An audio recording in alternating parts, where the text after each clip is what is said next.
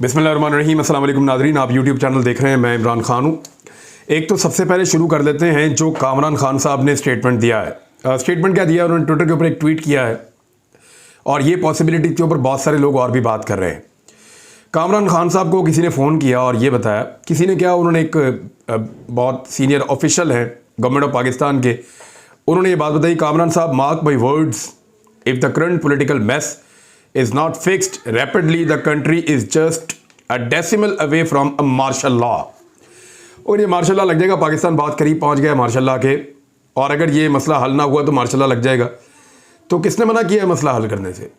और martial law कभी भी कोई सलूशन नहीं होता, मार्शल लॉ खुद एक बहुत बड़ा मसला होता है। मार्शल लॉ में ये होता है कि पाकिस्तान की फ़ौज पाकिस्तान के निज़ाम का कंट्रोल हासिल कर लेती है, और पाकिस्तान की फ़ौज इसलिए आती है कि तमाम सियासतदान और तमाम इदारे नाकाम हो चुके होते हैं। इसका जवाब लेकर पाकिस्तान की फ़ौज पाकिस्तान के इक़्तिदार पे कब्ज़ा कर लेती है, और उसके बाद वो पाकिस्तान के स्याह और सफ़ेद की मालिक बन जाती है। फिर फ़ौज अपने दिमाग के मुताबिक और अपनी सलाहियत के मुताबिक मुल्क को आगे बढ़ाने की कोशिश करती है। फ़ौज मार्शल लॉ लगाते वक्त हमेशा ये कहती रही है कि वो एहतसाब करेंगे, लेकिन इस मरतबा जो एहतसाब हो रहा था उसको भी पाकिस्तान की एस्टेब्लिशमेंट ने और ताकतवर हलकों ने पसे पुश्त डालकर एक ऐसी हुकूमत को वजूद में आने दिया जिसके तमाम लोग करप्ट थे। लिहाजा मार्शल लॉ पर लोगों का बिल्कुल किसी किस्म का कोई एतबार या एतमाद नहीं होगा। ये पाकिस्तान में पहला मार्शल लॉ होगा जिसकी मुखालफत पहले दिन से शुरू हो जाएगी, और पाकिस्तान की फ़ौज जिसकी मकबूलियत को चोट पहुंची है माजी करीब में, आप माने या ना माने, और उनके बारे में लोगों को कुछ शिकवे शिकायतें मौजूद हैं, और पाकिस्तान की आवाम बार बार सवालात पूछती है, बड़े अहम सवालात फ़ौज की आला क़यादत से, और वो इसके ऊपर बात भी करते हैं। यानी DGISPR जब भी कभी ट्वीट करते हैं तो नीचे लोग सवालात की भरमार कर देते हैं, हज़ारों सवालात पूछे जाते हैं उनके ट्वीट के ऊपर। तो ऐसे मौका पर एक ऐसे शानदार इदारे को दोबारा एक ऐसी अजीबोगरीब चीज़ के अंदर धकेल देना जिससे उसकी मकबूलियत जो रह गई है वो बहुत बुरी तरह ख़राब हो जाए, मेरे ख्याल में ये इंतहाई नामुनासिब और गलत कदम होगा। जिसने भी कामरान खान साहब को ये कहा है बिल्कुल गलत बात की है, और जिसके दिमाग में भी ये फार्मूला चल रहा है वो अपनी तस्हीह कर ले। पाकिस्तान की कौम इस मरतबा किसी ज़ोर ज़बरदस्ती के मार्शल लॉ को तस्लीम नहीं करेगी।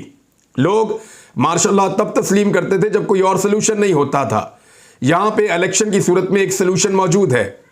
मार्शल लॉ खुद एक बहुत बड़ा मसला होता है, वो मसलों का हल नहीं देगा। यानी लोग जंग को मसला समझते हैं, जंग मसले का हल नहीं होती। इसी तरह मार्शल लॉ खुद एक मसला है, वो पाकिस्तान के मसाइल को हल करने की बजाय उसको कई गुना बढ़ा देगा।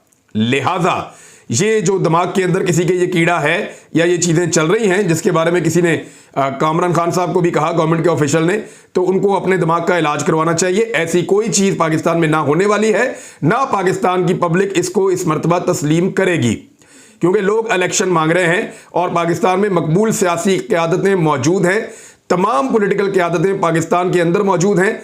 सिर्फ इस बुनियाद के ऊपर कि मार्शल लॉ इनकी शक्लें पसंद नहीं है सियासतदानों की, या जो सियासतदान जीतने वाला है वो हमें पसंद नहीं है तो मार्शल लॉ लगा दो, या अमेरिका की आशीर्वाद मिल गई है तो मार्शल लॉ लगा दो। ये इस मरतबा नहीं होगा। लोग इसके ऊपर रिएक्ट करेंगे और हालात ज़्यादा ख़राब हो जाएंगे। सारे के सारे लोग एक्सपोज होते चले जा रहे हैं। वो जो हैकर है वो भी बाज नहीं आ रहा है। अब उसने एक फाइनल अनाउंसमेंट कर दी है। हैकर जो है वो गवर्नमेंट ऑफ पाकिस्तान के साथ मुबैना तौर पर नेगोशिएशंस के अंदर रहा। लोग उससे राब्ते करते रहे और उसको कहते रहे कि आप इतने पैसे ले लें, इतने पैसे ले लें, ये ऑडियोज़ आप लीक ना करें। उसके बाद 8 GB का डाटा है ऑडियोज़ का हैकर के पास, और कौन जानता है कि उसने इसकी कॉपी नहीं की। हो सकता है उसके बाद 10 कॉपियाँ हो, 10 मुख्तलिफ लोगों को उसने दी हो। अपनी शनाख्त तो वो कभी जाहिर करेगा नहीं। तो इसकी क्या गारंटी है कि जब वो बेच देगा इस ऑडियो को और उसके बाद कभी भी ये ऑडियो कहीं पे नहीं निकलेगी? गारंटी क्या है इसकी? कल को किसी को भी लालच आएगा गवर्नमेंट ऑफ पाकिस्तान से, या जो भी उस वक्त लोग इसके बेनिफिशियरी होंगे वो उनसे और पैसे ले लेगा। तो ये कोई अंडरवर्ल्ड की गारंटी लेगी हुकूमत? ये एक बहुत बड़ा सवाल है कि क्या अंडरवर्ल्ड की गारंटी ली जाएगी कि ये माफिया जो है या ये हैकर जो है ये दोबारा से इस मवाद को शाया नहीं कर सकेगा? कहां से लेंगे? डार्क वेब के ऊपर पड़ा हुआ है, वो अनकंट्रोलेबल है। ये डार्क वेब क्या है मैं आपको बताता हूं, लेकिन पहले जरा आप ये समझें कि हैकर ने अब क्या कहा है। हैकर कह रहा है कि उसने अपडेट अलर्ट की है। उसने कहा कि फॉर अनडिस्क्लोज्ड रीजंस, ऐसे वजूहात जो मैं नहीं बता सकता, I will be releasing all files this Friday 9:30। इस जुम्मे को 9:30 पे मैं सारी की सारी फाइल्स या जितनी मेरे पास ऑडियोज मौजूद हैं जो शहबाज शरीफ और उनकी हुकूमत से रिलेटेड हैं सब लोगों की, वो मैं सारी की सारी पब्लिश कर दूंगा, डिस्क्लोज कर दूंगा और ये सारी आ जाएंगी। No more negotiation and offers will be accepted. मजीद कोई मुज़ाकरात नहीं होंगे और कोई ऑफर्स जो हैं वो मैं एक्सेप्ट नहीं करूंगा। मुझे और ऑफर्स ना की जाए, लालच ना दी जाए। The entire zip of audios will be released at the end of the current week. इस हफ्ते के आखिर में मैं ये सारी रिलीज कर दूंगा। Do not engage with impostors, do not DM me with an intention to change my mind. मेरे से रब्ता ना किया जाए ये सोचते हुए कि मेरा दिमाग जो है वो बदला जाएगा या मेरी सोच को आप बदल सकेंगे या मेरे फैसले को आप तब्दील कर सकेंगे। Everything here is final. यहां जो कुछ मैंने लिख दिया है बस यही फाइनल है। अब वो ये कहता है कि at this point I can only reveal the following. अब वो टीजर्स दे रहा है, वो बता रहा है कि कौन कौन सी चीजें उसके पास मौजूद हैं। मैंने थोड़े दिन पहले आपको बताया था कि बड़ी खौफनाक चीजें उसके पास मौजूद हैं और मुझे मेरे एक सोर्स ने ये बात बताई थी कि ये चीजें बड़ी खतरनाक हैं और बड़ी खौफनाक हैं। क्योंकि जिन जगहों पे बैठ बैठ के रिकॉर्डिंग हो रही थी ना, अब मियाँ साहब को वो जगह याद आ रही है कि वहाँ तो हमने ये भी बात की थी, वहाँ तो हमने ये भी बात की थी, वहाँ तो हम ये भी बात करते, वहाँ तो मैं फलां बंदे से भी मिला था, वहाँ तो फलां सहाफ़ी आके मुझे मिला था, वहाँ तो फलां ब्यूरोक्रेट आके मुझे मिला था, वहाँ तो मरियम के साथ मेरी बात ये हुई थी, वहाँ तो इस बंदे के साथ मेरी ये वाली बात हुई थी, फलां वज़ीर को मैंने ये अहकामात दिए थे। वो सारे उसके साथ मौजूद हैं। अब शहबाज शरीफ साहब जानते हैं कि उनकी कौन कौन सी ऑडियो बाहर आने वाली है, और भी जो लोग जिनको ये पता है कि किस जगह की ऑडियो बाहर आ रही है और किस तरीके से आ रही है, वो भी जानते हैं कि क्या कुछ बाहर आने वाला है। नंबर 1 वो बता रहा है क्या कुछ है उसके बाद। Number 1, audios include interaction with journalist. सहाफियों के साथ जो बातचीत हुई है ना वो भी मौजूद है। कन्वर्सेशन विद गवर्नमेंट ऑफिसर्स, जो सरकारी अफसरान के साथ बातचीत मौजूद है ना, वो भी पोल खुलने वाला है अगर जुम्मे कोई ऑडियोज आ जाती हैं तो। विद मिलिट्री पर्सनल्स, जो फौजी हैं उनके साथ भी बातचीत हुई है, वो भी मेरे पास मौजूद है। इसके अंदर वो बता रहा है with the premier military heads, जो फौज के सरबराहान हैं या बड़े उहदों के ऑफिसर्स हैं, उनकी ऑडियोज भी मौजूद हैं। वहां क्या बातचीत होती रही, ये बहुत खतरनाक है, ये भी बाहर आ रही है। गवर्नमेंट डीलिंग्स, हुकूमत की जो डीलिंग्स होती रही हैं वो भी सारी इसके अंदर मौजूद हैं। Between the first family and extended families, यानी ये जो वज़ीर आज़म का खानदान है और उसके खानदान के जो आसपास के दूसरे खानदान लोग सारे हैं, उनकी बातचीत की रिकॉर्डिंग भी वहीं पे मौजूद है। इसके बाद लिख रहे हैं कि इंटरेक्शंस ऑफ इनक्रिमिनेटिंग नेचर, यानी बहुत सारी मुजरिमाना किस्म की जो है वो इंटरेक्शंस इसके अंदर मौजूद हैं। Conversation with serving judicial appointees. अब आप ये देख लें कि जुडिशरी भी इससे बाहर नहीं रह पा रही। इस हुकूमत ने 5 महीने में इतने काम डाले हैं कि सारे के सारे बाहर आ रहे हैं। एंगेजमेंट्स विद फॉरेन डिग्निटरीज, अब ये जो आपके गैर मुल्की दोस्त ममालिक या दूसरे लोग जिनके साथ जो एंगेजमेंट्स होती हैं वो भी इसके अंदर शामिल है बदकिस्मती से। और बहुत सारे और पर्सनल हैं जो इन्वॉल्व हैं, उनके बारे में भी ये ऑडियोज हैं। तो ये बहुत बड़ा बम है जो 9:30 पे फटने जा रहा है जुम्मे को। मेरी बात याद रखिएगा कि अगर तो ये नेगोशिएशन हुकूमत ना कर पाई, अगर इस बंदे को खरीदा ना जा सका जो हैकर है, तो जुम्मे वाले दिन इस हुकूमत के ऊपर वो बम फटेगा कि जो कभी तारीख में नहीं हुआ होगा।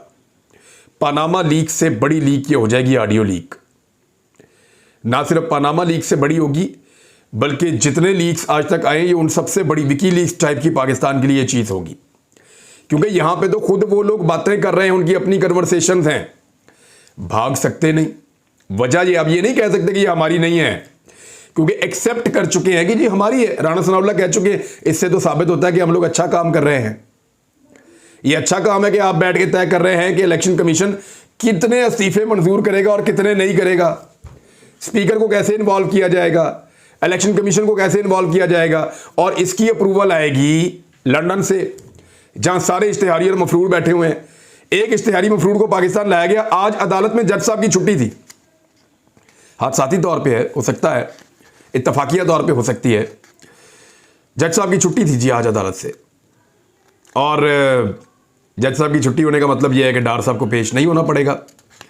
डार साहब अगली दफ़ा पेश होंगे, एक और तारीख लगेगी, और अगली दफ़ा जब पेश होंगे तब तक वो वज़ीर ख़जाना बन चुके होंगे, और फिर वो वज़ीर ख़जाना के तौर पे पेश होंगे। उनका प्रोटोकॉल, उनकी सारी चीज़ें वज़ीर ख़जाना वाली होंगी, और फिर पाकिस्तान के खुफिया रूल्स के मुताबिक, यानी कुछ सेट पैटर्न है, कुछ चीज़ें ऐसी जो पाकिस्तान में तयशुदा है कि इन ओहदेदारों को आपने ऐसे ही अरेस्ट नहीं करना और इनके खिलाफ कार्रवाई नहीं करनी। तो ये आप देखें ना, प्रोटेक्शन के लिए जिस आदमी को बचाना होता है उसको कोई ना कोई सरकारी ओहदा दे देते हैं, वो फिर नहीं पकड़ा जा रहा होता। तो इसी तरह से अभी इसहाक डार साहब जो है, जब वो एक वफाकी वजीर बन जाएंगे, उनका प्रोटोकॉल कुछ और होगा, तो फिर अदालत उनका क्या कर सकेगी, सारी ताकत सब कुछ उनके कंट्रोल में, नैब उनके कंट्रोल में, FIA उनके कंट्रोल में, तमाम जो इन्वेस्टिगेटिव एजेंसीज हैं वो उन लोगों के कंट्रोल में हैं। तो इसहाक डार साहब का कोई बाल भी बेका नहीं कर सकेगा, और बड़े आराम से इसहाक डार साहब जो है वो इस मामले से निकल जाएंगे। अब ज़रा ये डार्क वेब होती क्या है, ज़रा थोड़ा सा मैं आपको बता देता हूँ। एक होती है सरफेस वेब, एक होती है डीप वेब, और एक होती है डार्क वेब। ये 3 तरह की होती हैं। जो इंटरनेट हम इस्तेमाल करते हैं ना, उसको कहते हैं सरफेस वेब, यानी जो भी आप गूगल, फेसबुक, यूट्यूब, ट्विटर, सारा कुछ जो भी इस्तेमाल कर रहे हैं, ईमेल्स करते हैं, अब ये सारा कुछ होता है सरफेस वेब के ऊपर। ये टोटल इंटरनेट का 4 या 5% होता है, इससे ज़्यादा नहीं होता। 4% से कुछ ज़्यादा और 5% से कुछ कम होता है। तो ये टोटल इंटरनेट जो पाकिस्तान समेत पूरी दुनिया के आम लोग इस्तेमाल करते हैं, ये 5% है। इसके बाद आता है डीप वेब। इसको बैंक्स इस्तेमाल करते हैं, हुकूमतें इस्तेमाल करती हैं, इसके ऊपर रिसर्च बहुत सारी दुनिया भर की आती है। ये वो सारी चीज़ें जो आम आदमी के इस्तेमाल के लिए नहीं हैं, लेकिन दफ्तरी इस्तेमाल के लिए या बैंकों के इस्तेमाल के लिए इसको आम आदमी से दूर इसलिए रखते हैं कि इसको हैक ना किया जा सके। तो इस तरह से हैकर्स की पहुंच से दूर रखने के लिए एक डीप वेब जो ज़्यादा महफूज होता है, लीगल डॉक्यूमेंट्स इसमें हैं, साइंटिफिक रिपोर्ट्स इसके अंदर होती हैं, सब्सक्रिप्शन इंफॉर्मेशन इसके अंदर होती है, कंप्यूटर वेबसाइट्स इसके अंदर होती हैं, और मेडिकल रिकॉर्ड्स इसके अंदर होते हैं, और बहुत सारी चीज़ें ऐसी हैं जिनको हम नॉर्मली आम आदमी इस्तेमाल नहीं करता। ये 90% तकरीबन ये होता है डीप वेब। बाकी जो 5%, 6% बचता है वो है आपका डार्क वेब। यानी जितना पूरी दुनिया मिलकर इंटरनेट इस्तेमाल करती है, उतना ही इंटरनेट इस्तेमाल करते हैं डार्क वेब वाले। ये अंडरवर्ल्ड है जी, और यहाँ पे बहुत सारी इलीगल चीज़ें होती हैं, ऐसी चीज़ें होती हैं जो बहुत मुतनाज़े हैं। यहाँ पे बहुत सारी ऐसी साइट्स होती हैं जो इलीगल ड्रग ट्रैफिकिंग इसके ऊपर चल रही होती है, स्मगलिंग इसके ऊपर हो रही होती है, कत्लों के कॉन्ट्रैक्ट इसके ऊपर दिए जा रहे होते हैं, बहुत सारी गैर कानूनी और गलत चीज़ें इसके ऊपर चल रही होती हैं डार्क वेब, और वहीं पे इस किस्म की सौदेबाजी भी होती है। तो ये जो एक हैकर है, ये डार्क वेब के ऊपर इन चीज़ों को अवेलेबल करते हैं बेचने के लिए। यहाँ पे आपको एक टैंक से लेकर, एक रॉकेट लॉन्चर से लेकर एक खंजर तक सब कुछ इलीगल तरीके से मिल जाता है। ये इस तरह की चीज़ है। यहाँ पे गैर कानूनी जो है वो वेबसाइट्स होती हैं जिनके ऊपर बहुत गलत चीज़ें दिखाई जा रही होती हैं, जिसके जहन पे बड़े मनफी असरात होते हैं, वो चीज़ें भी यहाँ पे होती हैं। यहाँ पे ऐसी कुश्तियाँ और फाइटिंग्स भी होती हैं जिसमें इंसान लड़ते लड़ते मर भी जाते हैं। इलीगल फाइट्स वो भी यहाँ डार्क वेब पे दिखाई जाती हैं। तो दुनिया का जो सारा जुआ है, जो इलीगल एक्टिविटीज़ हैं, जैसे ऊँटों की रेस होती थी अरबों में, वो बच्चे मर जाते थे, उस पर पाबंदी लग गई, अब वो आपको कहीं नज़र नहीं आती, लेकिन वो डार्क वेब पे अभी भी सुनने में आया कि वहाँ पे वो अभी भी चलती है। तो ऐसी बहुत सारी चीज़ें डार्क वेब पे चलती रहती हैं। तो वहीं पे ये हैकर जो है वो जो है मूव कर रहा है, और बहुत मुश्किल है कि इसको आइडेंटिफाई करना और इससे चीज़ें वापस ले लेना। अब देखना यह है कि हुकूमत सौदा करती है और कितना कामयाब होती है। अगर ना कर पाई तो जुम्मे वाले दिन, और जुम्मे का दिन वैसे भी शरीफ ख़ानदान के लिए और PDM के लोगों के लिए कभी अच्छा नहीं रहा। तो इस जुम्मे को देखते हैं अब मज़ीद क्या होने वाला है। वज़ीर आज़म की ज़ेर-ए-क़यादत कौमी सलामती का कल होने वाला जो इजलास था वो मौख़र हो गया है। अच्छा, ये अब याद रखिएगा कि इस वक्त पाकिस्तान में एक प्रॉब्लम और पैदा हो गया इसहाक डार के वापस आने से। इसहाक डार और नवाज शरीफ की वापसी नहीं होगी, इसके ऊपर कुछ गारंटीज़ मौजूद थी। इसहाक डार और नवाज शरीफ पाकिस्तान की सियासत का हिस्सा नहीं होंगे, ये फैसला कर लिया गया था। यानी अल्ताफ़ हुसैन के बारे में बड़ा क्लियरली फैसला हो गया कि अल्ताफ़ हुसैन अब पाकिस्तान में सियासत नहीं करेंगे, जिस तरह वो बंदे मार देते हैं या जिस तरीके से पाकिस्तान में दहशतगर्दी होती रही है। तो इस हवाले से यानी उनकी जमात के ऊपर ये इल्ज़ामात है ना कि वो बंदे मार देते हैं, और यहाँ मुकदमात भी दर्ज हैं, और अभी तक वो क्लियर भी नहीं हुए। बहुत सारे लोग जो उनको सजाएं भी हो चुकी हैं, बहुत सारे लोग जेलों में भी हैं अल्ताफ़ हुसैन से जुड़े हुए। लिहाजा अल्ताफ़ हुसैन को पाकिस्तान की सियासत में नहीं आने देना ये पाकिस्तान की इस्टेब्लिशमेंट ने तय कर लिया था। इसी तरह नवाज शरीफ और इसहाक डार साहब के ऊपर भी क्रॉस लग चुका था और पब्लिक की सपोर्ट भी उनके साथ नहीं है। दूसरी जानिब इसहाक डार साहब अब वापस आ गए हैं, तो ऐसे में एक खटाई पैदा हो गई है, एक अनईजीनेस पैदा हो गई है। अब वो क्या गुल खिलाती है उसके ऊपर हम नज़र रखेंगे, आपके साथ शेयर करेंगे। इमरान खान साहब ने कहा कि इनको कोई रोकने वाला नहीं है, इनको आपका भाई रोकेगा। अब वो खिताब कर रहे थे, उन्होंने उलमा से भी खिताब किया है, तुलबा से भी खिताब किया है। और इमरान खान साहब अगर तुलबा में ऐसे ही जाते रहे यूनिवर्सिटीज़ के अंदर, तो याद रखिएगा फिर उनकी ताकत को रोकना नामुमकिन हो जाएगा, क्योंकि तुलबा की ताकत वो है जिससे पाकिस्तान की एस्टेब्लिशमेंट और पाकिस्तान की रवायती सियासी जमातें सब डरते हैं। वह तुलबा खड़े हो गए तो फिर उनका रास्ता कोई नहीं रोक सकता। उनकी तादाद बहुत ज़्यादा होती है और उनके अंदर एनर्जी भी बहुत ज़्यादा होती है, तो उनको रोकना नामुमकिन हो जाएगा। कुछ और खबरें आपको अगले वीलॉग में देते हैं। अब तक के लिए इतनी, अपना ख्याल रखिएगा, अपने इस चैनल का भी। अल्लाह हाफ़िज़।